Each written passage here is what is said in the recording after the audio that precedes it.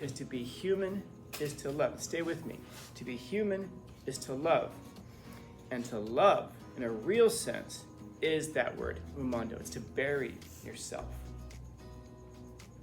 Because all love is transformative. And all love involves a dying to oneself. If any of you guys babysit little kids, you know exactly what I'm talking about. Does a 6-month-old care that its mom hasn't slept? No, it screams and cries because it wants something. Does a 2-year-old care that you've had a bad day? No, it only cares about itself. And we think, well, that's because it hasn't fully developed yet. Yes. It hasn't fully developed yet. And because it hasn't fully developed yet, it hasn't become fully human. In other words, to start thinking about others, to drop the narcissism, to drop the selfishness, to drop all of those things is a big part of what it is to be a human. What is it to love then? To drop that selfishness, to drop the narcissism. Love, therefore, is to desire and to seek the well-being of another person. Period. But all that transition, all of that menosis, all that transformation and transfiguration has to do with denying the self, letting the old person die and becoming vulnerable. Because if you love, you're going to be vulnerable. You can't love without being vulnerable. Again, that's part of humanity. To be aware of your own vulnerabilities, to know the fact that you're mortal and that your time is limited. What does it mean to love yourself? To desire and to seek your own well-being. The way that you're living right now, I don't know. You can tell me. Examine yourself. Are you truly living in such a way that you're desiring and seeking your own well-being? Or are you living in a way that's leading to your own destruction? You don't love yourself enough. Otherwise, you would do what your nature demands. Now, what does your nature demand? To kill the old self, the narcissistic self, and to express your full humanity by being willing to love.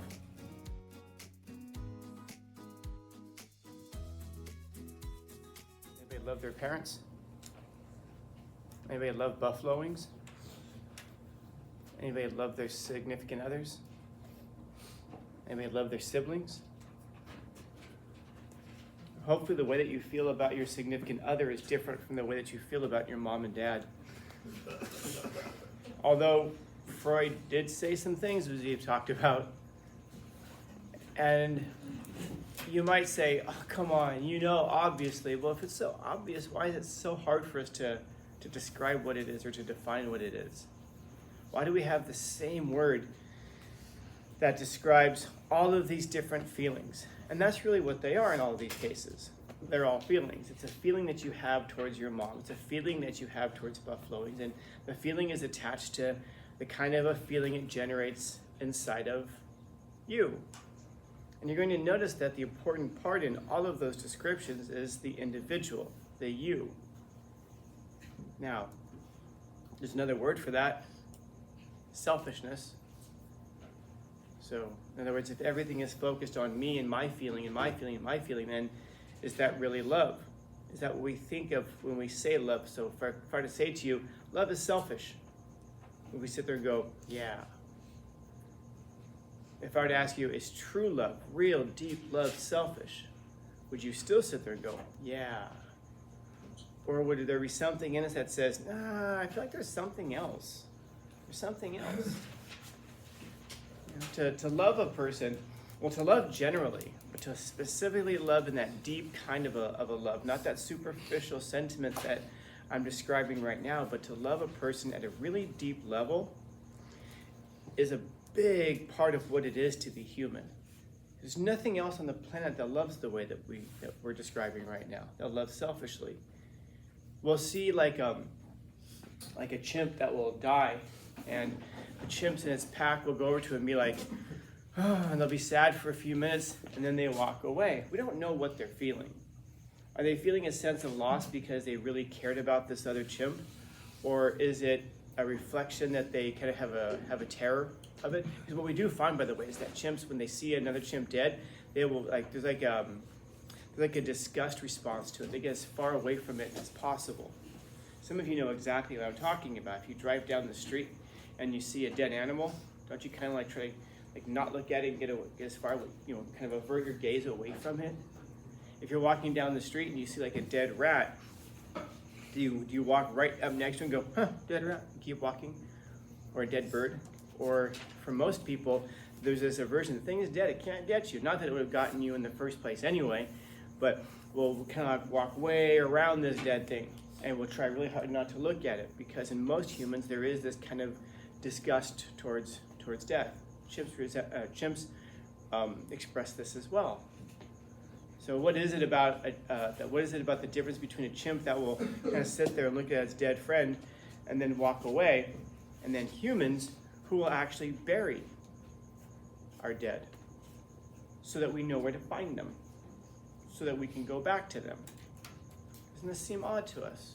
And even if we cremate them, we still scatter their ashes in a place where we can go back and visit them or think about them. In other words, we draw a symbolic connection. Like, for example, if your uncle was a huge Dodgers fan, would you cremate them and then spread their ashes over at Petco? Maybe to be ironic, but largely no. You'd be like, no, there's no way, he would hate that. Does he know?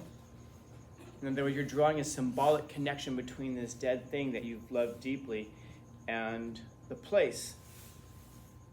And you're going to notice that when a person dies, if they say, these are my last wishes, we try to respect that. Why? And it's all a really long way around of saying that love is not that selfishness that we oftentimes ascribe to it, our feelings towards a person. To love is to be deeply human. And this is fascinating, by the way. The word human comes from a Greek word, umando. And umando is also the same word that we get for the word to bury something in Greek. So the Greek conceived of humanity as a thing that gets buried. And you might think, why? Is it because the Greeks were really, really smart and they recognized that life is suffering? No, they kind of did, but there's something else that's there. Because to be human is to love. Stay with me. To be human is to love. And to love, in a real sense, is that word, umando. It's to bury yourself. Because all love is transformative. And all love involves a dying to oneself.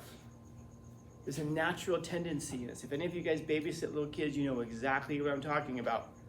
Does a 6-month-old care that its mom hasn't slept? No. It screams and cries because it wants something. Does a 2-year-old care that you've had a bad day? No. It only cares about itself. And we think, well, that's because it hasn't fully developed yet. Yes. It hasn't fully developed yet. And because it hasn't fully developed yet, it hasn't become fully human. In other words, to start thinking about others, to drop the narcissism, to drop the selfishness, to drop all of those things is a big part of what it is to be a human. What is it to love then? To drop that selfishness, to drop the narcissism. Love, therefore, is to desire and to seek the well-being of another person. Period. To desire and to seek the well-being of another person. If you love a person, do you tell them the truth? Yeah, if you love them. If you love them. Nah, but then they're going to, be mad at me. Mondo, guys. That's what it is to be human. Bury that part of yourself. Kill off that narcissistic part of yourself that's only focused on yourself and is forsaking other people. You need to bury that part of yourself if you're going to love. Every 2-year-old has to bury that part of themselves that kicks and screams and cries when it doesn't care if its mom has had a hard day. That 6-month-old that screams and cries because it's hungry, doesn't care if its mom has slept. We have to bury all of those things. because you can't love a person, you can't love anything really, until you can bury those old parts of yourself and become something new. This is one of the reasons that loving can be so scary for people, because that means having to forsake and get rid of the thing that you presently are to become something better. But all that transition, all of that menosis, all of that transformation and transfiguration has to do with denying the self, letting the old person die and becoming vulnerable. Because if you love, you're going to be vulnerable. You can't love without being vulnerable. And again, that's part of humanity. To be aware of your own vulnerabilities, to know the fact that you're mortal and that your time is limited. All of these things are part of love. Part of humanity. And yet we have to bury those things. Bury the narcissistic part of yourself. Bury the selfish part of yourself. And I'm not saying to bury the part of yourself that cares about yourself. You have to care for yourself. But when we say you have to love yourself, hopefully you're making those connections now. What does it mean to love yourself? To desire and to seek your own well-being. The way that you're living right now, I don't know. You can tell me. Examine yourself. Are you truly living in such a way that you're desiring and seeking your own well-being? Or are you living in a way that's leading to your own destruction? So when somebody asks you, do you love yourself? Marcus Aurelius states in Book 5, you don't love yourself enough. Otherwise, you would do what your nature demands. Every morning when that alarm goes off, especially in these winter months when it's cold out there, outside the bed, but inside the bed it's warm. And you're thinking about getting into the shower, which is going to be cold at first, but then it'll warm up. And you're thinking about getting into the car, which is going to be cold if you're getting into a car, but it'll warm up. You're thinking, you lay in that bed and you're just thinking, yeah, but I'm warm right now. And Marcus Aurelius asks that question in Book 5 of Meditations. Is this the purpose of your life? To be comfortable? He shakes his head, I'm sure, and says, you don't love yourself enough. Otherwise, you would do what your nature demands. Now, what does your nature demand? To kill the old self, the narcissistic self, and to express your full humanity by being willing to love. Love others and to love yourself, not sentimentally, not emotionally, but to desire and seek the well-being of another and to desire and seek the well-being of yourself. And what you're going to find is that it's not so hard once you can do one, because the two things are going to be the same. Because the things that are good for you are good for others, and the things that are good for others are good for you. It's when we don't do those things that we get into trouble. We don't desire and seek the well-being of your family, of your community, of ourselves, of the world. And we kind of shelter ourselves off and say, no, I have to take care of myself. True, but then what? To the detriment of others? Then you don't love the world. You don't love humanity. And if you don't love humanity, then you can't love yourself. You gotta bury those things, man. Because he's right, we are destroying ourselves by violence, masquerading as love. The things that we say that we're going to do because we love other people, they're usually self-seeking. They're not, why am I gonna lie to that person? Why am I gonna lie to my friends? I don't want them to be mad at me. I don't want to hurt their feelings because I don't want them to feel bad about themselves. You're masquerading it, man. You're masking. You don't love them. And you don't love yourself enough to put yourself on the side of truth. Because that's also a big part of love. Love is truth.